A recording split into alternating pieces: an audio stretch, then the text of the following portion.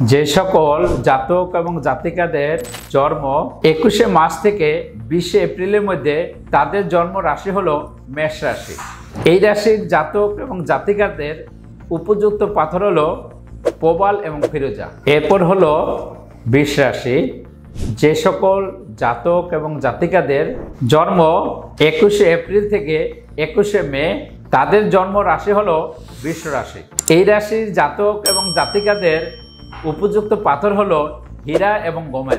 এরপর হলো মিথুন রাশি। যে সকল জাতক এবং জাতিকাদের জন্ম 22শে মে থেকে 22শে জুন তাদের জন্ম রাশি হলো মিথুন রাশি। এই রাশির জাতক এবং জাতিকাদের উপযুক্ত পাথর হলো পান্না এবং হীরা পাথর। এরপর হলো কর্কট রাশি। যে সকল জাতক এবং জাতিকাদের জন্ম 22শে জুন থেকে 22শে জুলাইয়ের মধ্যে তাদের জন্ম রাশি হলো কর্কট রাশি। এই রাশির জাতক এবং জাতিকাদের উপযুক্ত পাথর হলো নীলা পাথর এবং ওপেল পাথর।